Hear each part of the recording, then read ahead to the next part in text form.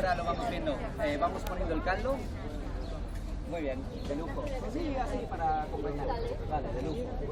Vamos poniendo el caldo tanto a este como al otro. Y la idea es Bueno, no lo molesto que más. es más, quizá nos convendría hacer un Qué lindo lugar ahí en la base. Por suerte no respiro. Va, abajo estará muy caliente. Espera, está caliente. Más adelante. Bien, espera, al revés. El trapo abajo. Vamos, ahora.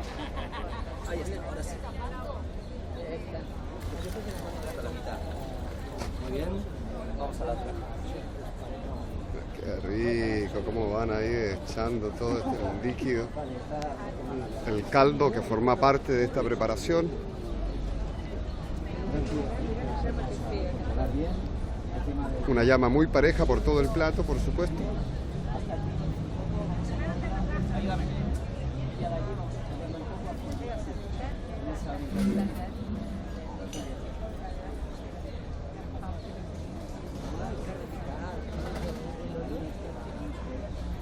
Están viendo por allá la disposición de la mesa que quede en línea recta para que el fuego precisamente pase totalmente homogéneo por el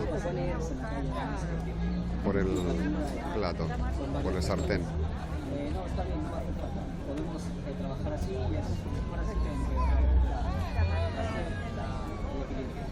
muy bien, caldo tenemos. Aquí está a tope, ¿no? Aquí está a tope, ahí está a tope. Muy bien, luego quizá debemos cambiarlas porque esa tira menos que esta. Así que pero vamos a estar bien, porque ya teníamos caliente todo.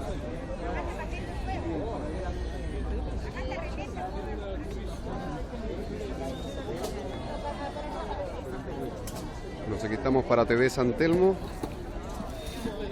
en la Semana de la Gastronomía en el casco histórico de Plaza de Mayo a Parque Lezama. Espero que muy bien, un placer estar aquí con todos vosotros. Esto con el apoyo de la CAME y FECOBA. Estamos dentro de la primera semana gastronómica del casco histórico de San Telmo y es por eso que bueno, me pidieron, como habitante de San Telmo hace ya 10 años, me pidieron participar. Y a mí, bueno, como cocinero, siempre que se puede aportar o sumar, yo siempre me apunto. Así que como participante del barrio me pareció muy buena idea, bueno, desde lo mío poder sumar en lo que pueda, ¿no?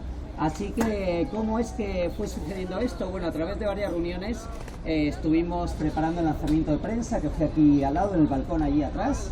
Y la idea también era como, bueno, una idea como muy bonita e importante que había que ver si se podía llevar a cabo o no, que era poder cocinar en la misma plaza, ¿no? Creo que es la primera vez que cocino en la vía pública de esta manera. Así que también era muy bonito y especial para mí. Entonces, bueno, tuvimos la suerte de que realmente sí se pudo hacer, sí pudimos estar en la vía pública y directamente pudimos, bueno, cocinar y compartir con todos vosotros.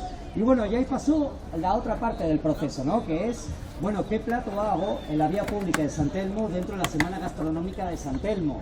Evidentemente no traigo un plato de mi región, de mi casa, de mi hogar, no traigo un plato de tal, sino que estudio qué es lo que se comía en San Telmo, en su origen, y también queramos ir un poco en Buenos Aires, en el origen de San Telmo, ¿no? Para eso también tengo aquí a Carolina, que es especialista también en historia de San Telmo y está dentro de la organización, porque a mí me gusta mucho la información y la historia, pero no dejo de ser un inmigrante más, bien recibido y bien acogido aquí, como lleva pasando desde 1800 y pico en adelante. Y es de ese tipo de platos de los que quiero hablarles, o es de ese tipo de platos en base a los cuales he decidido hacer un puchero criollo.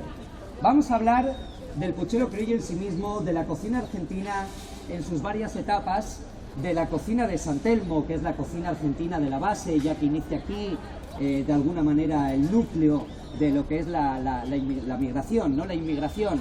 Entonces, bueno, básicamente me puse a estudiar y la cocina argentina, yo hace un tiempo ya que me fui dando cuenta que no tiene la etapa que todos conocemos como cocina argentina, y por hoy decimos cocina argentina y decimos, bueno, las pastas, los arroces.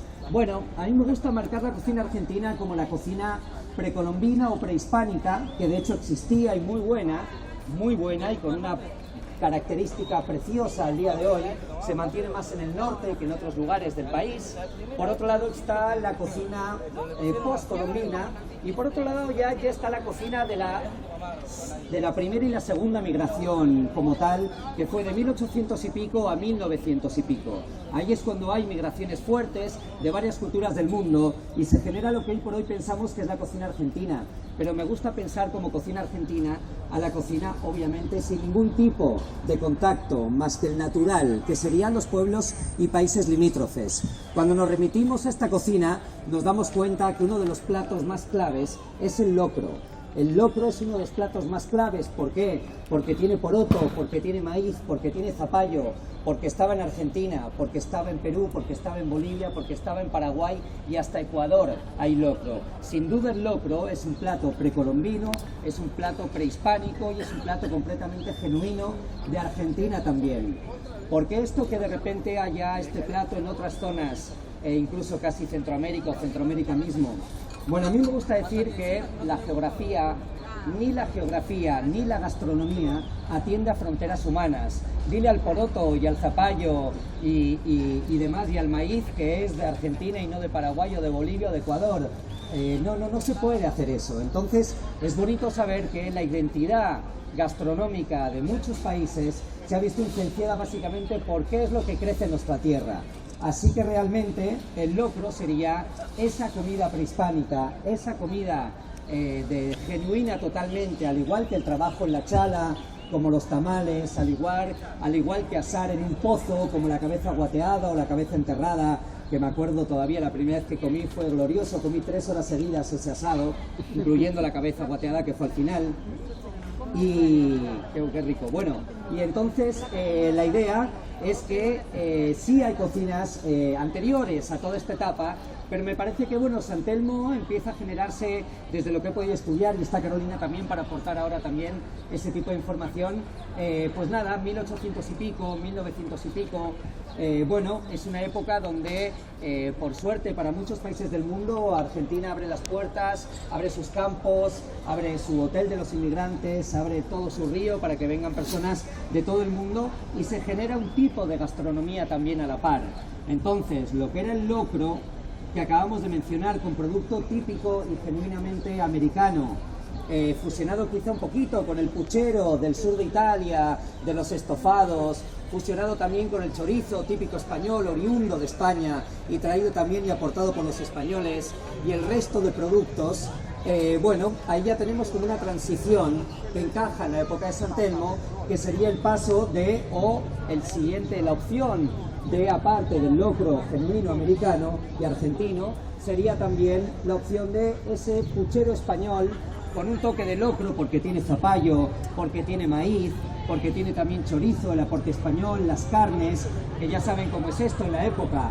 Cuando había era solo sopa, y cuando había carne, cuando había verdura. En la época de mi madre todavía estaba racionada la comida en España, y de hecho venía de Argentina, o sin más, directamente. Así que realmente entendemos que era un caldo siempre, que está escrito por el tipo de alimentación que tenían los inmigrantes al llegar a Argentina. El hotel de los inmigrantes, siempre sopa, dice. Cuando se podía, alguna carne, algún vegetal y algún no sé qué. Siempre sopa, algún estofado de carne, abundante o no, según se podía. Lo mismo con las papas, con el zapallo, etc. Así que se me ocurrió que a través de esta información, bueno, podía intuir o pensar que hacer un puchero criollo sería hacer esta pequeña transición que hubo importantísima entre la Argentina genuina y la llegada de los inmigrantes. ¿Qué es lo que se comía en la época? ¿Qué se comía en los conventillos? ¿Qué se comía en el hotel de los inmigrantes? El puchero, con más o menos carne, con más o menos cerdo, con más o menos zapallo, choclo, etcétera, pero sin duda es una mezcla de la época, de los estómagos, y también que tiene que ver con la cocina hogareña, ¿no? Sin duda, es la cocina de los conventillos, una cocina en común para todos, etcétera, ¿no? Así que, ¿qué es lo que hemos hecho? Más allá de la idea. Bueno, lo que hemos hecho es trabajar con todos estos productos. Cebolla, apio, poroto, choclo, zapallo, zanahoria, laurel, pollo, osobuco, rabo, paleta, tortuguita. ¿Me olvido algo? Papa y batata. esos son los productos que hemos cocinado. ¿Cómo los hemos cocinado? Bueno, fácil, ponemos a hervir todo o en una olla, menos el chorizo que se hierve siempre aparte porque suelta mucha grasa, como se hacía la antigua, en una sola olla, o lo hemos ido hirviendo por separado. Y de hecho, el zapallo, la zanahoria, la cebolla no han sido hervidas, han sido cortadas en cubos y cocinadas aquí todo el tiempo. ¿Qué es lo que hemos ganado? Bueno, si yo lo hiervo en el mismo lugar donde lo voy a comer y generar el caldo, es igual.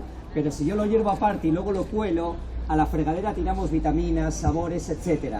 Y es lo que he querido evitar de esta manera. No teníamos tantos fuegos como para tantas ollas, se imaginarán. Por eso lo que hemos hecho es trabajar de esta manera. Lo que hemos podido cocinar sin agua hirviendo, como papa y batata que hemos asado al horno, lo hemos hecho así. La cebolla, el zapallo y la zanahoria en paella, unos 40 minutos antes de seguir aquí. Con mucho mimo y mucho cariño, quedan muy bien. Y con más sabor que hervido. Después las carnes. Hemos guisado las carnes en olla, pero antes de guisarlas las hemos tostado. ¿Por qué? Porque bueno, como saben todas las madres y abuelas de muchos países del mundo, si tú hierves una carne queda rica, pero si tú la tuestas y luego la hierves, queda infinitamente más rica. Bueno, infinitamente no, el triple o el cuádruple más rica. Y bueno, esto ya lo han sabido las madres y abuelas desde siempre en todos los países, pero hoy por hoy los cocineros le damos un porqué.